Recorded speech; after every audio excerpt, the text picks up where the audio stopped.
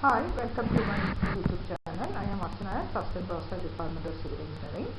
Today we will see the third part of Construction Technology and Management, CC 309. The first definition is network.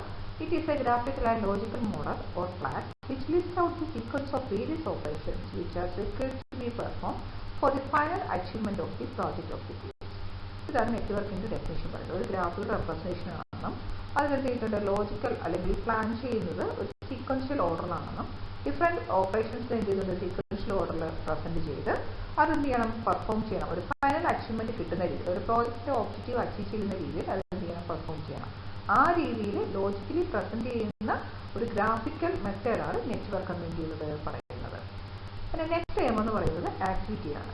Any portion of a project which consumes time or resources and has a definite beginning and an end. It is denoted by arrow.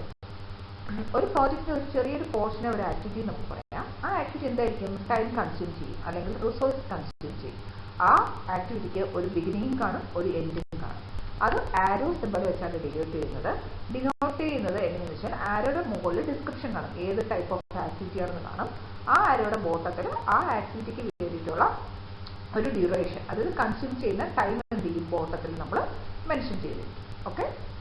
Next time is event, the beginning or completion of an activity. ഒരു activity തുടങ്ങുകയോ അല്ലെങ്കിൽ activity തീരുന്നതും ഒരു ഈവൻറ്റിലായിരിക്കും. It does not consume any time or resources by itself. നോഡിന് ആയിട്ടാണ് എന്ത് ചെയ്യുന്നത് ഈവൻറ്റ് നമ്മൾ പ്രസന്റ് ചെയ്യുന്നത്. ഒരു സർക്കിളിൽ ആണ് എന്ത് ചെയ്യുന്നത്, അല്ലെങ്കിൽ ഒരു സ്ക്വയർ റെക്ടാങ്കിൾ ഷേപ്സ് ആണ് നമ്മൾ ഈവൻറ്റിന് വേണ്ടി യൂസ് ചെയ്യുന്ന ഷേപ്സ് ആണ്. പക്ഷെ ഈ പറയുന്ന ഈവന്റ് എന്ത് കാണില്ല, അത് ടൈം കൺസ്യൂം ചെയ്യുകയോ റിസോഴ്സ് കൺസ്യൂം ചെയ്യുകയോ ചെയ്യില്ല. സോ ആക്ടിവിറ്റി എന്ന് പറയുന്നത് ടൈം കൺസ്യൂമിംഗ് ആണ്, ഈവന്റ് എന്ന് പറയുന്നത് ടൈം കൺസ്യൂമിങ്ങോ റിസോഴ്സ് കൺസ്യൂമിങ്ങോ അല്ല.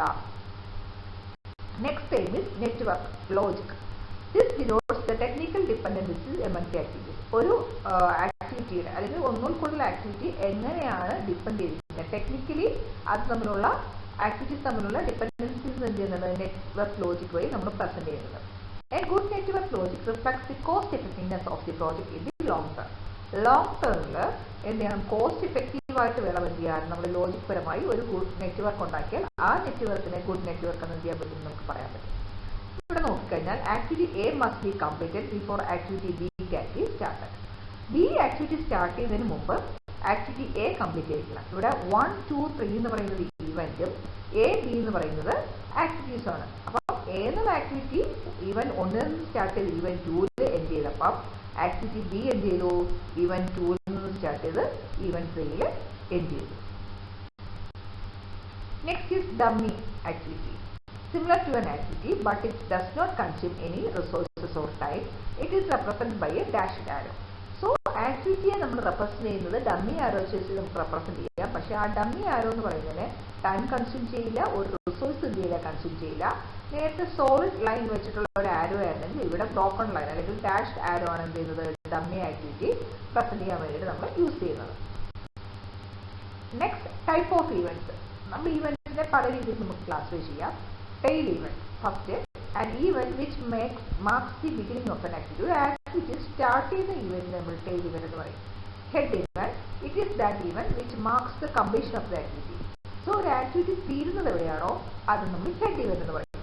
ടെയിൽ ഇവന്റ് സ്റ്റാർട്ട് ഇവന്റും ഹെഡ് ഇവന്റ് തീരുന്ന ഇവന്റുമാണ്. ഏതിന്റെ ആക്ടിവിറ്റി സ്റ്റാർട്ട് ചെയ്യുന്നത് ടെയിലാണെങ്കിൽ എൻഡ് ചെയ്യുന്നത് ഹെഡിലായിരിക്കും.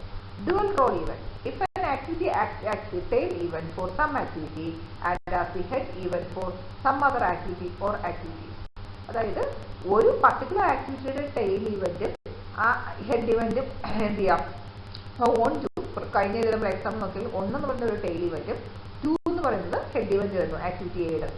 ആക്ടിവിറ്റി ബി ആയിട്ട് എന്ത് സംഭവിച്ചു, 2 എന്ന് പറയുന്നത് അതിന്റെ ആക്ടിവിറ്റി ബിയുടെ ടെയിൽ ഇവന്റ് ആയി, ഹെഡ് ഇവന്റ് എന്തായി 3ലേക്ക് മാറി. അപ്പം ഒരു ഇവന്റ് തന്നെ ഡിപ്പെൻസ് ഓൺ ടെയിൽ ഇവന്റ് ആയിട്ടും ഹെഡ് ഇവന്റ് ആയിട്ടും എന്ത് ചെയ്യാം ആക്ട് ചെയ്യുകയാണെങ്കിൽ, ഡിഫറെന്റ് ആക്ടിവിറ്റീസിനെ ആക്ട് ചെയ്യുകയാണെങ്കിൽ അതിനെ ഡ്യുവൽ റോൾ ഈവന്റ്സ് എന്ന് എന്ത് ചെയ്യും നമ്മൾ വിളിക്കും. ബേസ്റ്റ് and merge events. The nodes to which a number of activities converges are called merge nodes or merge events. The nodes from which a number of activities emerges are called burst events or burst nodes. So ഇതാണ് എടുത്തു കഴിഞ്ഞാൽ 1, 2, 3, 5, 4 അല്ലെങ്കിൽ 1, 2, 3, 4, 5 എന്ന് പറയുന്നത് even നമ്പറും A B C D എന്ന് പറയുന്നത് ആക്ടിവിറ്റിയാണ്. Okay, so A activity എടുത്തു കഴിഞ്ഞാൽ 1 എന്ന് പറയുന്നത് ആക്ടിവിറ്റി എയുടേത് എന്താണ്, ടെയിൽ ഇവന്റും 2 എന്ന് പറയുന്നത് ഹെഡ് ഇവന്റുമാണ്. സെയിം ടൈം ബി എന്ന് പറയുന്ന ആക്ടിവിറ്റിയുടെ ടെയിൽ ഇവന്റ് 2ഉം ഹെഡ് ഇവന്റ് 3ഉം ആവും. സി എന്നുള്ള ആക്ടിവിറ്റിയുടെ ടെയിൽ ഇവന്റ് 2ഉം ഹെഡ് ഇവന്റ് 5ഉം ആണ്. ഡി എന്നുള്ള ആക്ടിവിറ്റിയുടെ ടെയിൽ ഇവന്റ് 2ഉം ഹെഡ് ഇവന്റ് 4ഉം ആണ്. ഓക്കെ, അപ്പോൾ നേരത്തെ പറഞ്ഞാൽ ഡ്യുവൽ ഇവന്റ് ഏതാവും, 2 ഒരു ഡ്യുവൽ ഇവന്റ് ആണ്. കാരണം എന്ന് വെച്ച് കഴിഞ്ഞാൽ ഹെഡ് ഇവന്റ് ആയിട്ടായിരുന്നു ആക്ടിവിറ്റി എയിൽ വർക്ക് ചെയ്തെങ്കിൽ ബി സി ഡി എന്ന് പറയുന്ന 3 ആക്ടിവിറ്റിയുടെ ടെയിൽ ഇവന്റ് ആയിട്ടാണ് എന്ത് ചെയ്യുന്നത്, 2 ആക്ട് ചെയ്തത്. അതുപോലെ ബേസ്റ്റ് ഇവന്റ് എന്ന് പറഞ്ഞു കഴിഞ്ഞാൽ എന്ത് ചെയ്തു, 2 എന്നുള്ള ഇവന്റ് ബേസ്റ്റ് ചെയ്തു. എങ്ങനെ, 3ലേക്കും 5ലേക്കും 4ലേക്കും എന്ത് ചെയ്തു, ബേസ് ചെയ്തു. അല്ലെങ്കിൽ 2 എന്നുള്ള ഒരു ഇവന്റിൽ നിന്നാണ് ആക്ടിവിറ്റി എ ഒഴിച്ചിട്ടുള്ള ബി സി ഡി എന്ന് പറയുന്ന 3 ആക്ടിവിറ്റി ഉപയോഗിക്കുന്നത് സ്റ്റാർട്ട് ചെയ്തിരിക്കുന്നത്. So this is the example for based event. Thank U.